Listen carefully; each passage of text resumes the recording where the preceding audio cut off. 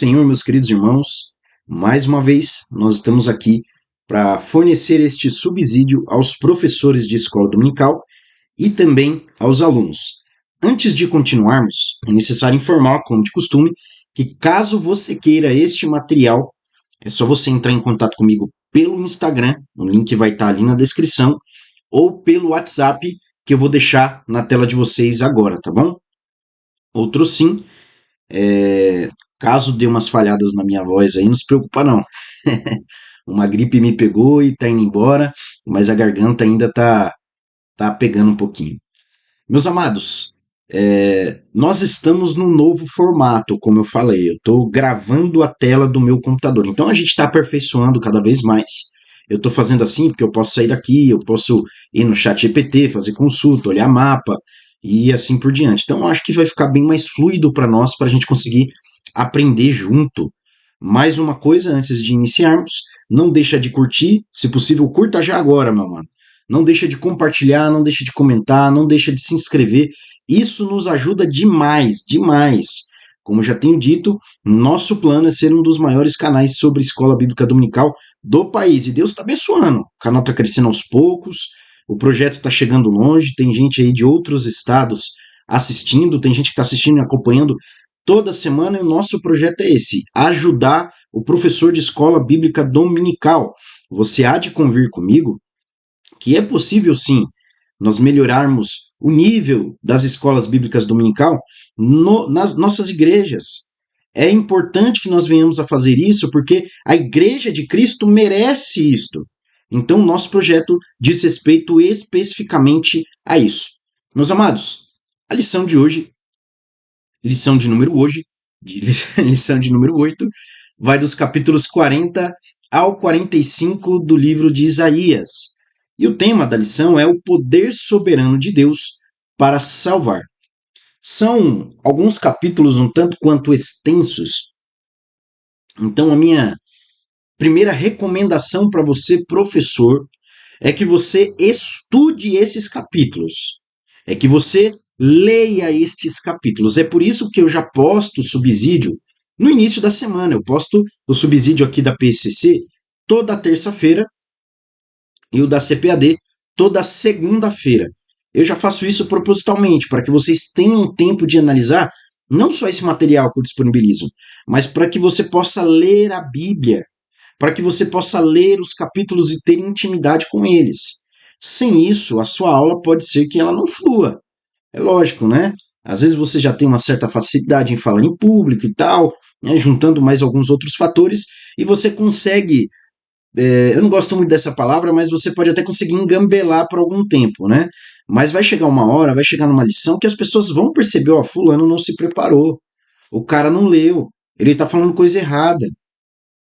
Então é necessário, meus irmãos, que nós tenhamos este cuidado e este zelo para com a Igreja de Cristo e a palavra de Deus.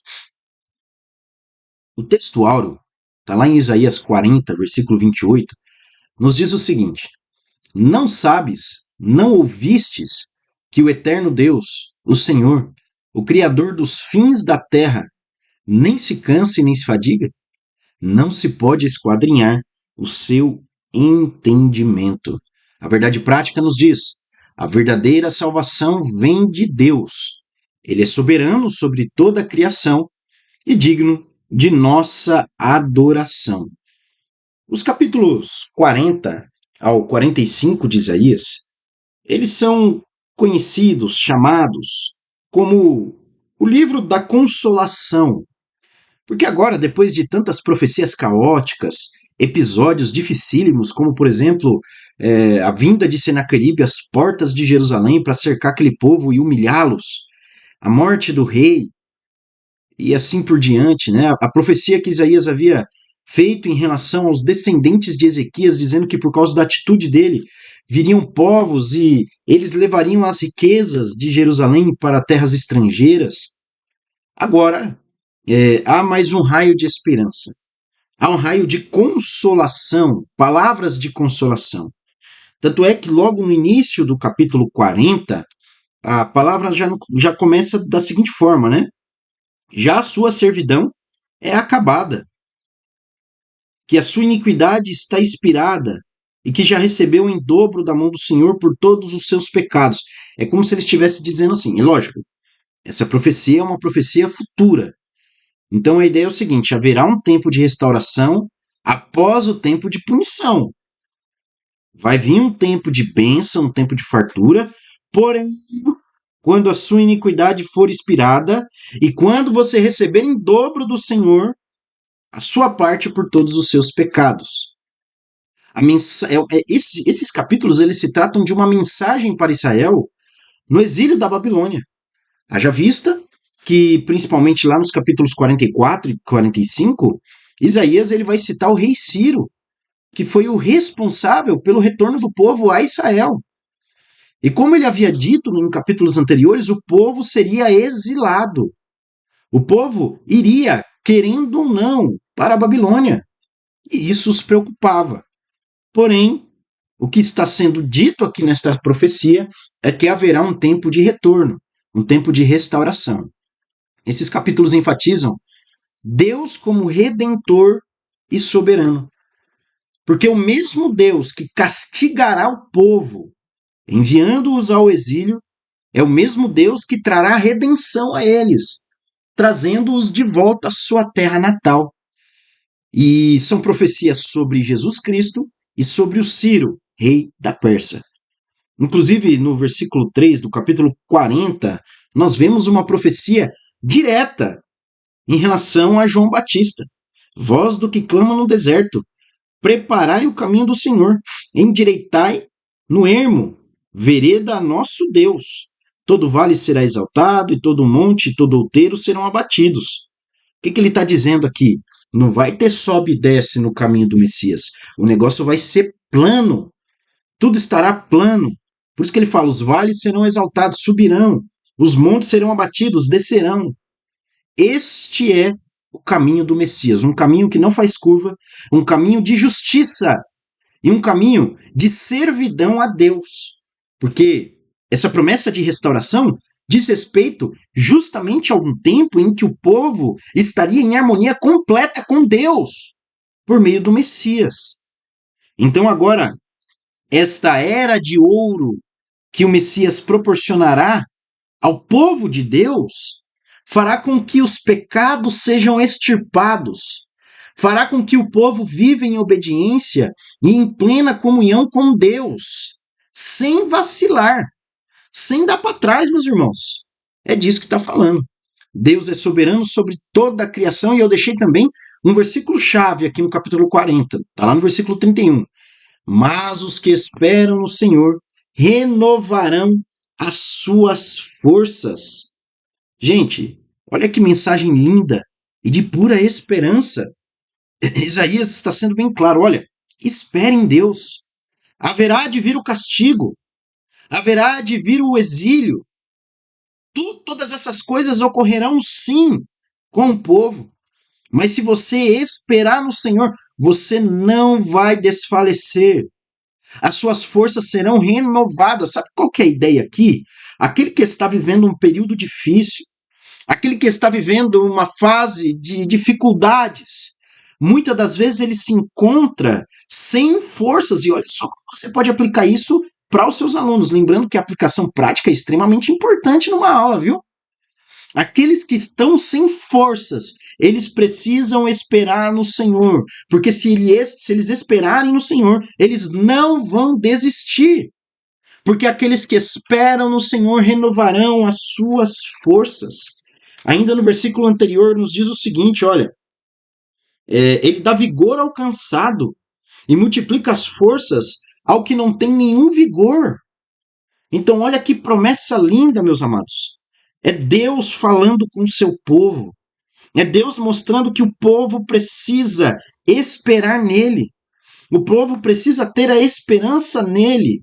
E é somente nele que nós temos uma esperança de um amanhã melhor. Porque quando nós olhamos para o mundo, quando nós olhamos para os governos, guerras, rumores de guerras, pandemias, nós não podemos ter esperança nisso. A humanidade não evolui, a humanidade tem regredido cada dia mais. São mais assassinatos, são mais guerras, são mais violência. Mas aqueles que esperam no Senhor, estes sim renovarão as suas forças. Capítulo 41, Deus contra os ídolos. Deus desafia as nações pagãs e os seus ídolos. Deus desafia os ídolos das nações, porque todos sabem que Deus é o soberano Senhor. Deus, ele é o único Senhor. E novamente Israel é chamado a confiar somente no Senhor. O povo não pode esperar nos seus deuses. O povo não pode esperar nas imagens de escultura. Olha lá no versículo 7 do capítulo 41. O artífice animou o ourives, e o que alisa com o martelo ao que bate na safra, dizendo da coisa soldada, boa é. Então, com pregos o firma, para que não venha mover-se. Mas tu, ó Israel, servo meu, tu Jacó, a quem elegi somente de Abraão, meu amigo, tu quem tomei desde os confins da terra e te chamei dentre os seus mais excelentes e te disse, tu és meu servo, a ti te escolhi, não te rejeitei. Ele está dizendo, olha, essas pessoas elas se apegam aos ídolos, a imagens de pau, de pedra, de ouro, de barro. Mas vocês têm que se apegar em mim. Vocês têm que confiar em mim. Porque essas imagens, elas têm boca e não falam, olhos e não veem, ouvidos e não ouvem. Mas eu sou o soberano Senhor. Ciro é mencionado como futuro libertador de Israel. E o versículo-chave está lá no versículo 10 que nos diz, não temas, porque eu sou contigo. Então, lembra lá desde o começo o que eu falei para vocês. Essa sessão do livro de Isaías é conhecida como a sessão da consolação, o livro da consolação. Tá? É Deus querendo consolar o seu povo pós dificuldades. Então, o povo enfrentou inúmeras dificuldades e agora a promessa de Deus é consolá-los. Amém? Capítulo 42, o servo do Senhor. Profecia messiânica sobre Jesus Cristo.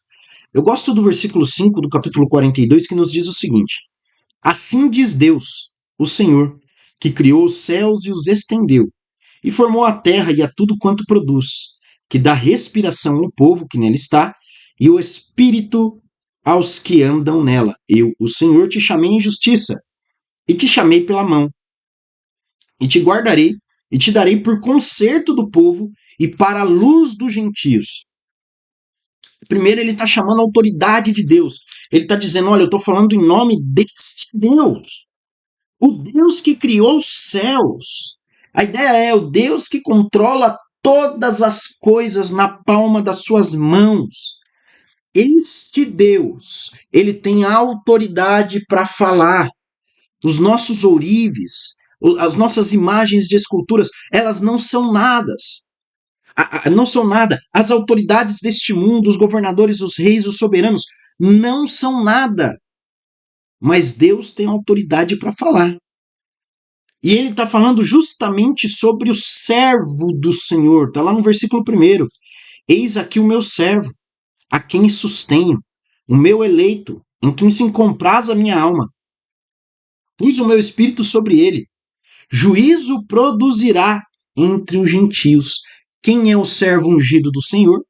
É o próprio Messias, Jesus Cristo, o nosso Senhor. O versículo-chave é o versículo que eu acabei de ler, o versículo 1. Eis aqui o meu servo a quem sustenho. Então veja bem, eu disse que são capítulos extensos, e o que eu estou fazendo aqui é um resumo de cada capítulo, buscando os pontos-chave de cada um, para que você possa utilizar estes pontos-chave dentro da lição de domingo. Então não perca isto de vista, tá bom? É necessário que você conheça cada capítulo, principalmente os versículos-chave de cada capítulo. Capítulo 43, redenção e fidelidade. Deus reafirma seu papel como redentor de Israel. Israel, eu que te redimo, confiem em mim. Novamente é um chamado à confiança no Senhor. Não é o Egito, não são outros reis, não é o ouro, não são seus soldados, os seus cavalos, os seus carros, as suas espadas. Sou eu, o Senhor, que te redimo. Essa é a palavra de Deus para o seu povo. A promessa de proteção e restauração. Deus faz algo novo para salvar o seu povo. E o versículo-chave está lá no versículo 2. Olha o que ele nos diz. Quando passares pelas águas, eu estarei contigo. E quando pelos rios, eles não te submergirão. Quando passares pelo fogo, ele não te queimará, nem a chama arderá em ti. Versículo 3. Porque eu sou o Senhor, teu Deus, o Santo de Israel, o teu Salvador. Dei o Egito por teu resgate, a Etiópia e Sebá por ti. Oh, meus amados irmãos, olha só, aplique esta mensagem à vida da igreja. Mostre a eles que a confiança em Deus gera proteção divina. É lógico, eu não estou falando de uma pregação triunfalista, onde você vai chegar na igreja e dizer o seguinte: não, se você confia em Deus, nada vai acontecer com você. Não, não é isso. Nós vemos, a história da igreja nos prova isso, que inúmeras vezes aqueles que mais confiaram no Senhor foram os que mais sofreram neste mundo. Mas Deus está prometendo algo para o seu povo. Ele está dizendo: eu sou o Senhor. Além disso, novamente neste capítulo, ele vai desafiar os ídolos.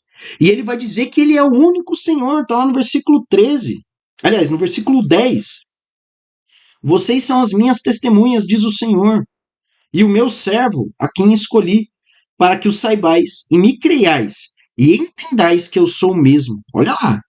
E que antes de mim, Deus nenhum se formou, e depois de mim, nenhum haverá. É aquela velha ideia, né? Eu sou o primeiro e o último, o princípio e o fim. Não existe outro Deus além do nosso, e ele está reafirmando isso. E ele está chamando a atenção do povo. Se a gente for lá também, no versículo 24, na parte B, olha o que ele diz: vocês me deram trabalho com os teus pecados, e vocês me cansaram com as suas maldades. Então, Deus provavelmente aqui está falando a respeito da idolatria do povo, e ele está chamando a atenção: olha, vocês estão confiando em deuses falsos. O artífice, ele vai falar isso no capítulo 44, ele cria um Deus à semelhança de homens e se curva diante deles. Mas fui eu que te criei. Olha só, ele está sendo bem claro. Vocês estão inventando seus deuses, quando Deus soberano quer amar vocês, quer ter um relacionamento com vocês.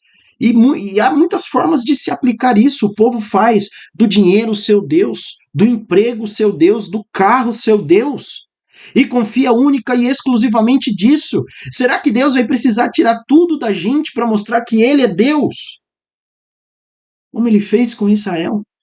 Tirou-os da terra, fez virarem povo estrangeiro, sem direitos, humilhados, escravos novamente, para que eles pudessem entender que Deus é quem salva, que Deus é quem guarda. Capítulo 44, a soberania de Deus. Deus afirma: fora de mim não há Deus, já falei. Deus diz com todas as letras, mostrando que ele é o verdadeiro Deus. A idolatria é exposta como algo ilusório e sem valor. Versículo 13 do capítulo 44. O carpinteiro estende a régua e emprega a amálgara, e aplana com o cepilho, e marca com o compasso, e faz o seu Deus a semelhança de um homem, segundo a forma de um homem, para ficar em casa. Ele tem todo aquele trabalho, ele calcula, ele mede, ele lixa, ele corta, para nada, porque de nada lhe adianta se curvar diante de um pedaço de matéria inanimada. Não tem como. Deus menciona Ciro pelo nome mais de 150 anos antes. Será que esses deuses falsos poderiam ter esta precisão? Será que eles poderiam prever algo como isso? Falando sobre Ciro, que viria 150 anos depois, ele nem pensava em nascer nessa época, meus irmãos. Gente, no versículo 8 ele diz novamente: há outro Deus além de mim? Ele faz uma pergunta e ele mesmo responde: não.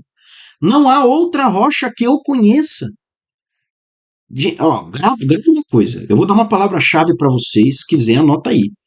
Confiança. Essa é a palavra-chave desses capítulos. Deus quer que o povo confie nele. E é por isso que ele está reafirmando o seu compromisso com o povo e mostrando que só ele é Deus. No versículo 6, que é o nosso versículo-chave, nos diz: assim diz o Senhor, o Rei de Israel e seu Redentor, o Senhor dos Exércitos. Eu sou o primeiro e eu sou o último, e fora de mim não há Deus. Então não há outro Deus além do nosso Deus. Próximo, o chamado de Ciro. Deus chama Ciro para libertar Israel do exílio. Gente, esses homens, Ciro, Nabucodonosor, eles foram instrumentos de Deus. Inclusive, você vai ver o profeta chamando Nabucodonosor de servo do Senhor. Não no sentido de que ele era um homem piedoso, alguém que cumpria os mandamentos, não. Mas no sentido de que Deus o usou como vara de correção, tal como Deus usará Ciro para fazer com que o povo retorne do exílio. O capítulo mostra que Deus usa até reis pagãos para cumprir os seus planos. Deus é o único Salvador. Lá no versículo 1 nos diz: assim diz o Senhor ao seu ungido, a Ciro, a quem tomo pela sua mão direita, para abater as nações diante da sua face. Então é Deus dizendo: eu quem dei autoridade para Ciro ser quem ele é. Eu quem dei poder para que Ciro dominasse sobre as nações. E na hora que ele quiser abater Ciro, ele abate, como foi o que aconteceu com o Império Medo-Persa. Como foi o que aconteceu com o Império Babilônico. Como foi o que aconteceu com o Império Assírio, com o Império Egípcio, com o Império Macedônico, com o Império Romano.